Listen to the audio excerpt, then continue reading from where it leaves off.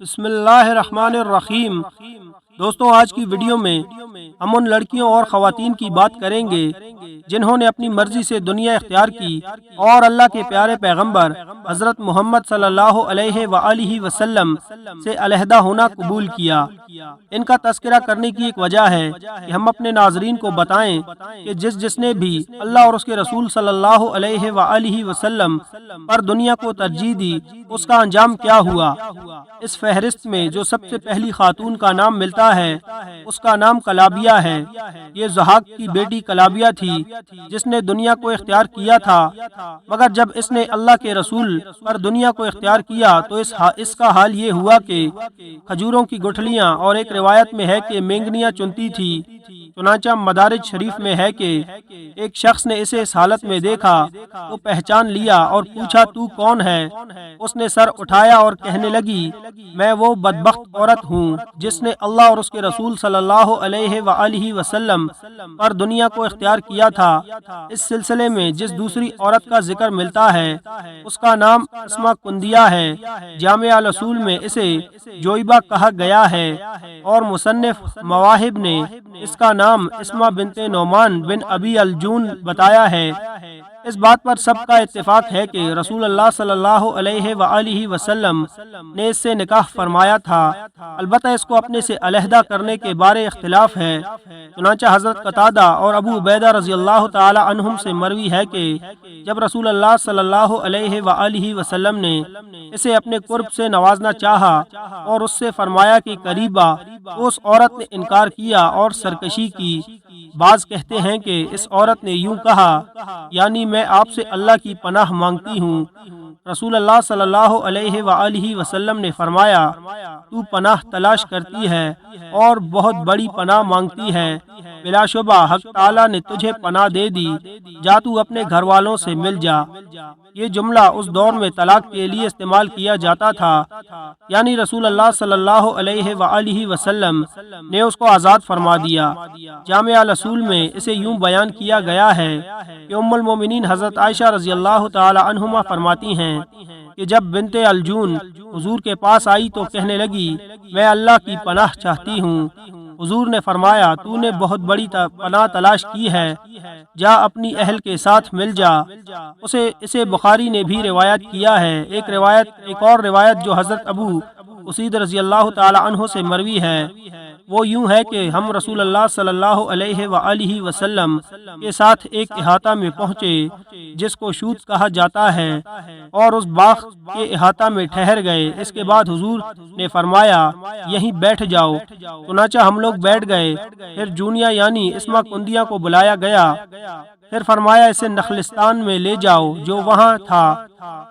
اس کے ساتھ ایک جانور تھا جس پر وہ سوار ہوئے آئی تھی۔ جب حضور اکرم صلی اللہ علیہ وآلہ وسلم اس کے پاس تشریف لے گئے تو آپ صلی اللہ علیہ وآلہ وسلم نے فرمایا، اپنے آپ کو میرے لیے تیار کرو۔ وہ بدبخت کہنے لگی، کیا ملکہ اپنے سے کمتر کو اپنا آپ سپرد کر دے؟ حضور نے اپنا دست مبارک دراز فرمایا تاکہ اسے خاموش کر دیں۔ وہ پھر کہنے لگی، میں آپ سے اللہ کی پناہ چاہتی ہوں۔ حضور نے فرمایا، تو نے بڑی پناہ سے پناہ مانگی ہے، پناہ گاہ سے پناہ مانگی ہے۔ اس کے بعد حضور وہاں سے باہر تشریف لے آئے اور فرمایا، اے اسید، اس کو دو جامہ اڑھا کر اسے اس کے اہل میں پہنچا دو۔ مدارج میں ہے کہ اس عورت کا تکبر کرنا اور خود کو ملکہ کہنا اس وجہ سے تھا کہ اس کا باپ نعمان بن ابی الجون اہل کندہ کا سردار و رئیس تھا۔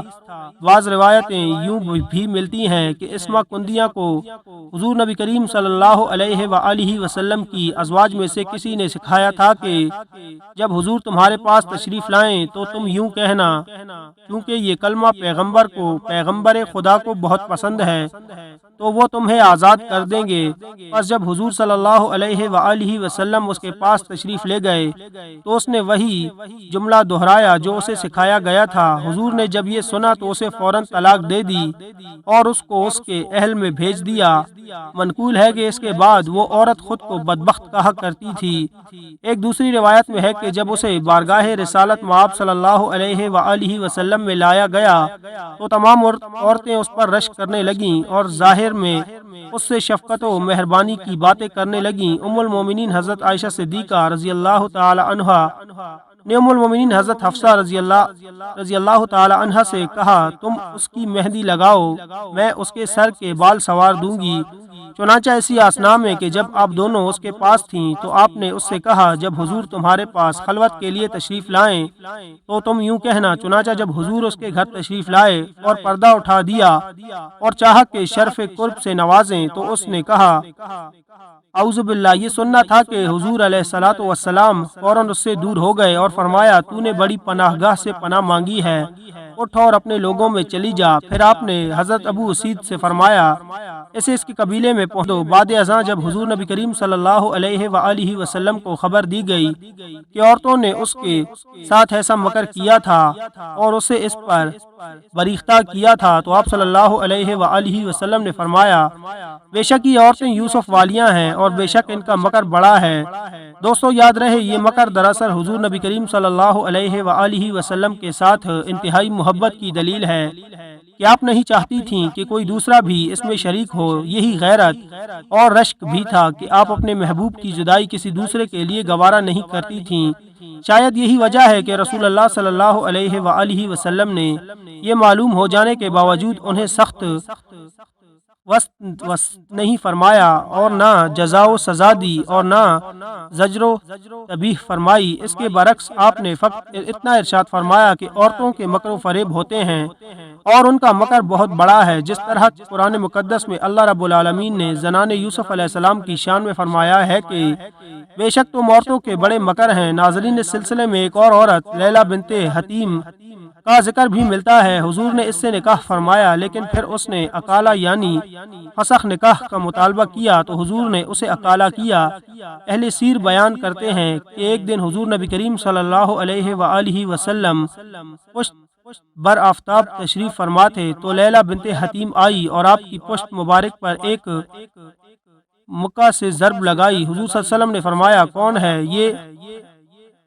یعنی کون ہے یہ جسے بھیڑیا کھائے گا؟ وہ عرض کرنے لگی، میں ہوں حتیم کی بیٹی، میں اپنے نفس کو آپ پر حبا کرتی ہوں۔ اس پر حضور صلی اللہ علیہ وسلم نے اجازت عطا فرمائی، لیکن جب وہ اپنی قوم کی طرف واپس گئی اور یہ خوشخبری سنائی تو اس کی قوم کے لوگوں نے کہا، تو نے بہت برا کیا ہے، وہ بہت بیبیاں رکھتے ہیں تو غیرت میں جلتی رہے گی اور باتیں کرے گی، پھر وہ تم پر غضب فرمائیں گے، اور اگر انہوں نے تیرے لیے کوئی دعا کر دی تو وہ اللہ کی بارگاہ میں ضرور قبول ہوگی۔ جاؤ اور جا کر فسخ نکاح کا مطالبہ کرو۔ چنانچہ اپنی قوم کی باتیں سن کر وہ واپس آئی اور حضور سے فسخ نکاح کا مطالبہ کرنے لگی، جسے حضور نے قبول فرمایا اور اسے آزاد فرما دیا۔